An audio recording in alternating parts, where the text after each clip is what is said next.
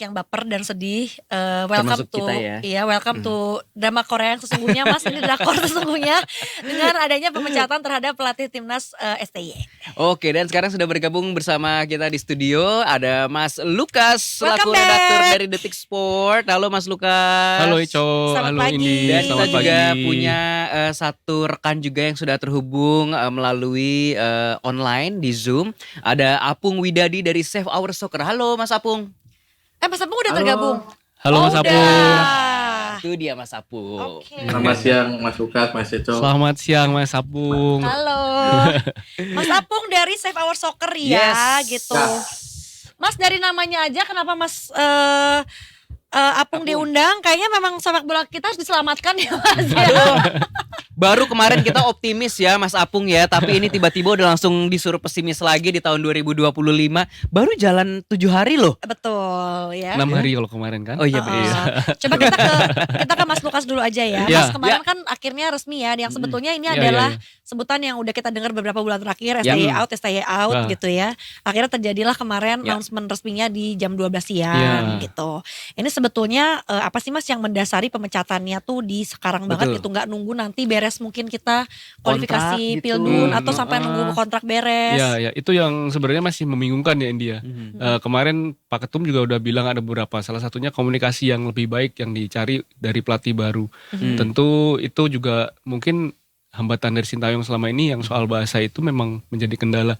Tapi itu bukan masalah yang mendasar sih, krusial sih, karena memang ya sudah ada penerjemah juga gitu. Dan kalau misalnya kita mau mentargetkan Piala Dunia sebagai target yang harus kita capai, ya penggantinya harus lebih baik, dengan reputasi yang lebih baik, dengan pengalamannya lebih bagus. Nah sekarang kita tunggu aja nanti siapa yang akan menjadi penggantinya. Betul. Meskipun nama yang mencuat sudah sangat kuat, sepertinya nggak ada kandidat yang lain gitu ya Mas ya. Dan kemarin juga disampaikan kalau dinamika itu yang memicu Sintayong akhirnya disudahi demi kebaikan timnas. Tapi ya dinamika itu kan suatu hal yang wajar.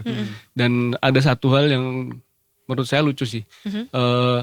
Bagaimana strategi seorang pelatih harus disetujui oleh pemain. Padahal kan sebagai seorang profesional, pemain profesional ya dia harus melakukan apa yang dilakukan oleh pelatih. Itu yang Ngikut betul. ya. ya itu yang harus ini dimanapun juga. Bahkan kemarin seorang pemain MU aja bernama Ahmad Diallo juga bilang kalau Amorim mau saya menjadi kiper ya saya akan jadi kiper asal saya main gitu aja. Paham, pokoknya Pokoknya nurut iya, ya. semua otaknya dari pelatih, Iya, gitu lah iya. strateginya juga. Tapi nggak tahu apakah mungkin kekalahan di AFF kemarin menjadi salah satu penyebab utama akhirnya pelatih Sintayong ini disudahi Dan sebelum masa kontraknya. Atau jadi sebetulnya gongnya Mas mungkin selama ini udah menjadi bukit, terus tiba-tiba jadi gunung di AFF gitu. Atau mungkin malah justru ada alasan lain nih, Indi. nah itu yang perlu disampaikan PSSI kemarin kan sebenarnya, tapi akhirnya nggak disampaikan juga. Oh gitu. Alasan yang sebenarnya cuma dinamika dan Piala AFF juga disebut bukan sebagai penyebab utama. Ya.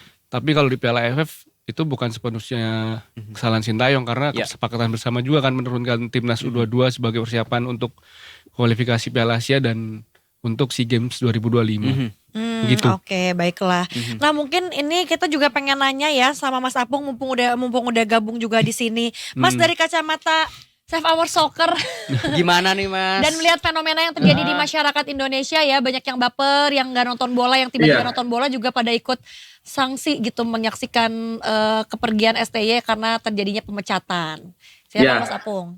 Ya, saya pribadi merasakan ya apa yang dirasakan oleh warga atau masyarakat Indonesia, khususnya pecinta bola ya, bahwa berpisahnya Sintayong dengan PSSI ini tentu sangat menyedihkan karena kita lagi posisi bagus seperti itu, tapi itu versi supporter dan saya juga pernah menjadi supporter bola dan sekarang juga megang klub dari Liga 1, Liga 2, Liga 3, Liga 4 dari sisi manajemen. Saya memahami juga apa yang dialami oleh PSSI khususnya untuk Pak Erick Thohir dan manajemen ya, bahwa target itu menjadi hal yang harus dicapai, apalagi misalnya dengan Pak Prabowo presiden baru yang ingin kita masuk Piala Dunia. Dan yang kedua adalah catatan waktu. Target itu terbentur dengan waktu. Kalau misalnya kita gagal mencoba tahun ini, tentu 4 tahun lagi baru kita akan bisa untuk mencoba lagi Piala Dunia. Tentu tantangannya juga akan lebih berat karena masing-masing negara pasti mengalami perkembangan sepak bola yang tentu lebih bagus mungkin dari kita. Nah, dilema itulah yang menyebabkan saya mengapresiasi keputusan PSSI untuk mengganti Sintayong, walaupun Sintayong juga berprestasi, tetapi ada target yang harus dicapai dan target ini harus dicapai dengan kepengurusan atau tim kepelatihan baru yang memang kira-kira sesuai atau kemudian bisa mencapai itu. Kemarin Arab Saudi kan juga melakukan hal yang sama, Australia juga yang hal sama. Jadi pergantian pelatih itu wajar. Namun yang harus dicatat adalah pengganti STJ ini harus lebih bagus dari STJ. Jangan lebih bawah gitu loh. Nah, bulan Oktober saya juga menyampaikan bahwa memang harus diganti pelatih yang minimal dari Belanda karena komunikasi ya, karena kita naturalisasi banyak dari Belanda. Kalau misalnya wibawa pelatih dari Belanda itu tentu pemain-pemain akan lebih segar dan orang-orang Belanda yang akan ke timnas kita juga akan sangat banyak ya yang keturunan. Nah, syaratnya apa? Misalnya atasnya STY itu siapa? Ada namanya Gus Hiddink. Gus Hiddink itu dulu awal Korea Selatan Piala Dunia itu waktu tuan rumah 2022. Itu kan 2022. Nomor 3 itu kan prestasinya ya.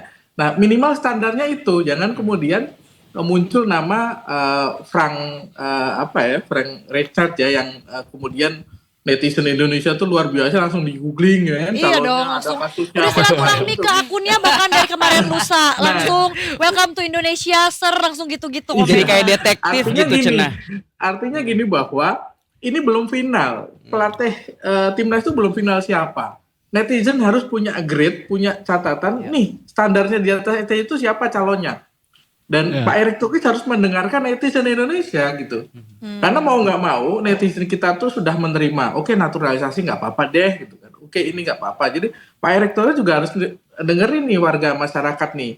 Kira-kira grade-nya kayak apa. Nah nanti mungkin dipandu oleh Mas Lukas nih. Kira-kira Gus Hiddink, ada Van de Boer, ada mungkin bisa ya Mas. Gullit ya kan. Ada macam-macam grade yang kita pilih dan PSSI Erick Thohir harus ngikut itu, jangan asal tiba-tiba muncul nama yang waduh ternyata banyak kasusnya nih gitu. Oke. Kembali lagi ke Mas Lukas gitu, Mas sebetulnya kan nama pengganti ya karena udah pasti ini dipecat, udah gitu kita tahu rundown Indonesia di timnas tuh banyak banget juga. Kan harus buru-buru ya langsung ada penggantinya. Meskipun memang nanti katanya announcement resminya di tanggal 12 Januari. Ya 5 hari lagi ya. Actually we still have 5 days sih Mas. Tapi kan apa yang bisa kita lakukan, sedangkan nama pun yang benar-benar keluar tuh cuma benar-benar solo satu orang ini doang. Iya, harus ditimbang dengan matang sih siapapun yang akan menjadi pengganti Sintayong. Karena ya track record dia sebagai pelatih kan juga bisa dicari dengan gampang sekarang ya di internet, berapa rekornya, gimana dia ngelatih dan gimana dia bisa menangani tim dengan baik atau enggak. Dan ditambah lagi seperti yang dibilang Mas Apung tadi ya, Mas, track record di luar lapangan juga harus diperhatikan juga ya, karena gimana pun juga melatih tim nasional itu enggak cuma melatih satu tim sepak bola, karena dia bisa menjadi contoh di dalam lapangan dan di luar lapangan, karena kehidupan pribadian dia juga pasti akan disorot juga begitu. Tapi kalau misalnya bisa dibilang dengan tidak ada nama yang mencuat selain mungkin Patrick Kluivert gitu ya Mas ya, ada possibility nggak sih kalau ada calon lain yang mungkin bisa tiba-tiba pressconnya nanti tanggal 12 orang yang berbeda? Gitu. Selama ini cuma tahu satu nama gitu kan. Mana tahu ternyata di balik ini Pak Erick punya rencana lain selain Patrick Kluivert ini. Ya harus dibuka segala kemungkinan ya untuk misalnya mencari kandidat baru. Karena dengan banyaknya pelatih yang berasal dari Belanda misalnya Erik ten Hag ya Mas misalnya sedang menganggur juga kan ya. Nganggur ya. Kalau misalnya Erik ten Hag jadi pelatih timnas, wah seru banget itu. Nanti ada yang pro ya. Dia dulu ex pelatih mana Mas? Manchester United. Jadi banyak fansnya, tapi juga ada banyak pelatih dibenci lah gitu. Ya pastilah ya. Saya setuju dengan Mas Lukas bahwa kalau menurut saya pribadi Patrick Kluivert itu nggak cocok buat timnas Indonesia. Dari sisi prestasi itu belum pernah dia di Piala Dunia, ya kan? Dari sisi megang klub belum pernah ada juara gitu. Terus kemudian dari attitude yang udah di googling juga ada dugaan-dugaan pelanggaran kasus. Kurangnya lah ya Mas ya. Betul. Jadi saya pikir Patrick Kluivert seharusnya tidak jadi pelatih Indonesia, tetapi kita punya standar Gus Hiding, ya, Van Gaal yang pernah tampil di Piala Dunia. Itu standar kita yang harus kita usulkan ke situ. Itu yang pertama. Terkait dengan tadi misalnya apa sih hubungannya dengan AFF? Saya pikir AFF sangat berbeda ya dengan konteks ini, jadi tidak bisa disatukan. Kalau menurut saya fokusnya adalah PSSI mencari pelatih yang head coach untuk Piala Dunia aja gitu. Tapi kalau untuk AFF misalnya ada Indra Safri dan sebagainya yang sudah bisa ahli megang itu. Jadi kita fokusnya di satu aja untuk lolos Piala Dunia, dan kita harus levelnya harus yang bagus gitu. Harus lebih tinggi lagi ya Mas ya, naik kelas ya istilahnya ya. Iya, setuju. Dan ini juga banyak dari sebagian teman-temanku gitu Mas yang bilang bahwa bahkan hampir nggak pernah dengar kalau Patrick Kluivert ini menjadi pelatih, taunya pemain aja. Iya. Meskipun setelah di googling ya ada sih dia track record jadi pelatih, asisten pelatih. Tapi nggak bersinar ya. Nggak kedengeran gitu. Tapi kalau menurut kacamata Mas Apung gitu, apakah ada possibility nggak we still have 5 days ya Mas sampai beneran press con di tanggal 12 nanti? Ada nggak sih mungkin? Pengalaman saya di manajemen ya, kalau di klub atau dan sebagainya itu udah masih sangat dinamis gitu. Kayak pilpres lah, jadi detik-detik itu masih bisa berubah. Betul, tergantung gimana pergerakan gelombang tsunami dari netizen Indonesia untuk mensuarakan itu gitu. Kayak waktu misalnya MU kalah kan ributnya kayak apa kan, Liverpool kalah ributnya kayak apa, ya gitulah gelombangnya harus disuarakan. Mas Apung, suara yang didengar oleh Pak Erick Thohir itu adalah suara netizen. Jadi kita harus punya grade yang standar yang memang kuat untuk itu. Karena mau nggak mau kalau misalnya Patrick Kluivert, saya pesimis gitu justru malahan. Dan nambahin mungkin Mas, karena Pak Ete juga kan bagian dari pemerintah ya. Pemerintah kita kan biasanya memang selalu testing the water ya konsepnya ya. Kita coba dulu lempar, nanti kalau ada pergejolakan baru nanti itu bisa jadi pertimbangan. Jadi netizen di sini tugas kita bersama ya. Itu masih punya 5 hari. Berarti ini bisa dibilang kayak Pak Erick Thohir itu lagi ngetes aja dulu, kita lempar satu bisa nama. Jadi, betul, bisa jadi ya. Tes. Karena dia pakai jarak ya antara kemarin sampai tanggal 12 dia testing the water dulu nih gitu. Tapi bahaya nggak sih kalau misalnya kita belum punya pengganti yang resmi gitu ya, tapi udah terlanjur mensudahi pelatih yang sebelumnya nih, Mas Apung? Menurut saya manajemen PSSI itu sudah 3 bulan 4 bulan untuk berdiskusi terkait dengan hal ini ya, terutama dengan misalnya kalau ada direktur teknik dan sebagainya, diskusinya pasti sudah panjang sebenarnya untuk memutuskan ini. Tinggal memang kemarin waktu lawan Cina kalah itu kan kesempatan terakhir Sintayong ya, dan kemudian ketika kemarin lawan Arab Saudi terakhir saya kemudian nonton terus di GBK, itu sebenarnya dari sisi permainan kan kurang begitu bagus ya, karena memang Arab Saudi yang agak kurang bagus. Nah, tapi dari sisi kualitas untuk menuju Piala Dunia itu kurang gitu. Nah, itu yang sebenarnya sudah dibahas jauh-jauh hari, dan mungkin keputusan ini itu sangat tepat karena kita masih punya 2 bulan untuk persiapan gitu ya. Jadi nggak buru-buru itu, kecuali besok ketika mau lawan Australia kalau nggak salah ya, lawan Bahrain tiba-tiba diganti ya, itu baru itu buru-buru. Tapi saya pikir manajemen PSSI yang kemudian Pak Erick Thohir ya, saya pikir sudah merencanakan jauh-jauh hari dan penuh dengan perhitungan. Nah, ini testing the water 5 hari ini kira-kira pergolakannya seperti apa? Kan bisa cepat, bisa deal. Saya sih pengennya langsung sebut namanya Gus Hiding atau Van Gaal ya. Oke, langsung sebut nama ya. Tapi kalau soal Van Gaal barusan ada berita dari Belanda juga Mas Apung, kalau dia sudah pasti menolak timnas Indonesia karena kondisi kesehatannya juga kan. Iya. Kondisi kesehatannya juga karena dia habis keluar dari rumah sakit dan dia sudah sepuh kan. Sudah 70 tahun lebih, jadi ya mungkin ada opsi lain dari PSSI seperti itu. Mungkin tiba-tiba Sir Alex Ferguson ya. Mungkin dong. Gus Hiding sih oke kayaknya ya, tapi ya. Iya. Mas, tapi Mas Lukas gitu melihat bahwa ini kita sebetulnya ada 2 bulan persiapan sampai Maret ya, 2-3 bulan lah kurang lebih gitu ya. Kalau untuk mental para pemain seperti apa sih Mas dengan adanya nanti perubahan pelatih gitu, dan apalagi kan ini ya mungkin nggak kayak AFF kemarin ya, ini kan pasti kita lebih jagoin lagi ya untuk Piala Dunia. Ya karena pasti ada kekecewaan ya Mas Apung ya dari pemain-pemain yang biasa mendapatkan keistimewaan dari Sintayong ya, ada beberapa pemain kan.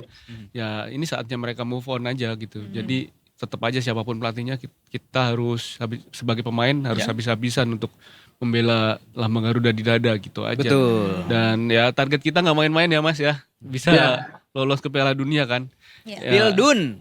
2026 besok, dan entah itu lewat jalan lolos ke babak keempat, harus berjuang lebih jauh lagi atau langsung ke peringkat 2, itu yang harus fokus kita capai. Dan Betul. kalau misalnya nanti pelatih baru tidak bisa mencapai, ya wajib dievaluasi lagi ya Mas Apung ya. Iyalah. Dengan target yang sudah ditetapkan itu tidak bisa tercapai, ya harus dievaluasi lagi. Oke, kalau dari Mas Luka sama Mas Apung nih, harapan untuk pelatih baru timnas Indonesia, apa yang perlu diperbaiki dari permainan timnas? Atau mungkin dari yang evaluasi kemarin pelatihannya STY ya? Apa ya? Yang jelas kita harus bisa mencapai target lagi aja sih. Tapi sebenarnya Sintayong kemarin juga targetnya sudah bisa tercapai Semua dengan, dengan yang dia lakukan sudah cukup bagus sih, dan masih on the track kan, meskipun kemarin dibilang permainannya kurang atraktif ya. Tapi ya itu baik lagi sih, ke kita sebagai pelatih itu pasti akan menyesuaikan dengan materi yang ada gitu. Betul. Dan siapa lawan yang dihadapi. Jadi ya besok buat pelatih baru, kalau harapannya kita harus main bagus, ya kita lihat juga materi pemain kita juga begitu.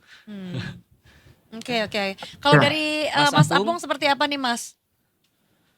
Ya, kalau menurut saya sendiri yakin Indonesia lolos Piala Dunia ya, dengan materi pemain yang ada, terutama yang keturunan ya, itu satu, tinggal bagaimana merangkainya. Karena saya waktu itu lihat kebetulan posisi saya itu deket banget dengan Kevin Dick ya, waktu lawan Jepang ya. Sebelum Kevin Dick cedera itu kan Jepang nggak bisa ngegolin, tapi kemudian ketika Kevin Dick cedera, Jepang langsung ngegolin 2. Saya melihat kualitas pemain yang betul-betul luar biasa karena dia levelnya Liga Champion, dan kita punya banyak, mulai dari striker yang kemarin nggak dimainkan sampai berbagai macam gelandang. Nah, saya pikir kemarin komunikasi memang Sintayong memang kurang agak ego ya, ketika dia udah punya keinginan, ego sekali. Tetapi mungkin nanti pelatih kita harus banyak mendengarkan tim analis ya, untuk optimalisasi pemain-pemain kita yang bermain di Eropa. Jadi ini yang perlu ditekankan, dan juga masyarakat Indonesia, apapun nanti keputusan dari PSSI menunjuk pelatihnya itu siapa, harus tetap kita mendukung timnas Indonesia. Jangan kemudian nanti dibully dan sebagainya, padahal kita nggak bersatu. Kita harus tetap bersatu, memposisikan diri kita sebagai supporter, ya udah ayo kita dukung, pasti PSSI dan semuanya akan berbuat yang terbaik untuk timnas Indonesia supaya kita lolos Piala Dunia ke depan. Oke, baiklah. Terima kasih banyak Mas Apung untuk waktunya Sama-sama. pagi hari ini. Terima kasih Mas Terima Apung. kasih Mas Apung. Kita nanti mungkin ngobrol Mas lagi Lukas, makasih. setelah tanggal 12 apa gimana ya. We'll see ya next move-nya seperti apa. I think so ya. Mungkin tanggal 13. Terima kasih banyak Mas Lukas 13. juga Sama-sama. gitu ya. Ya. Ini adalah salah satu obrolan dengan Mas Lukas yang malamnya tidak ada pertandingan, tapi ini sepertinya sangat penting dibahas ya Mas. Ini krusial ya. Krusial. Kan lu. Krusial ya Mas Apung ya. Ya, siap. Tapi emang ini persiapan pertandingan terdekat di Maret itu tuh sebetulnya mereka akan mulai Bahrain latihan kan kapan itu? sih Mas? Biasanya kan 20 Maret ya kita melawan Australia, dan Australia dulu. itu ya salah satu laga yang wajib kita raih poin, entah itu 1 poin atau 3 poin. Tapi kalau untuk 3 poin kayaknya agak berat Sulit ya. Kita bermain di tandang, ya realistisnya 1 poin ya. Mungkin 3 hari sebelum itu sih kalau pemain-pemain profesional yang dari Belanda. Eropa itu pasti 3 hari dan Ya. Jadi nggak apalagi mungkin sekarang kan tadi terlalu mikirnya panjang. lagi nggak ada coach ini, emang pasti lagi nggak ada latihan Memang juga lagi nggak ada ya. apa-apa, iya. Oke deh, terima kasih sekali lagi Mas Apung juga Mas Apung, dari terima Save Our kasih. Soccer. Terima kasih Mas Ya. Apung. Dan Mas, kita akan closing bareng-bareng ya. Nanti kita ada tagline, Mas, jangan tidur lagi ketika kita bilang detik pagi. Jangan lupa pakai gerakan ya juga ya. Gerakan yang heboh ya Mas Apung. Kalau Mas Lukas sudah biasa ya. Jadi kita mau ngingetin Detikers, jangan lupa untuk follow semua sosial media kami di Instagram, X dan juga TikTok ya di @detikom, dan jangan lupa juga subscribe di YouTube channelnya Detikom. Sampai ketemu lagi di Detik Pagi setiap Senin sampai Jumat jam 8 sampai jam 11 siang. Hanya di detik.com ya. Oke, kalau gitu jangan lupa Detikers ya. Saksikan lagi besok. Aku Indi pamit. Coba pamit. Dan juga semua kru yang bertugas, jangan lupa saksikan selalu Detik Pagi. Jangan tidur lagi.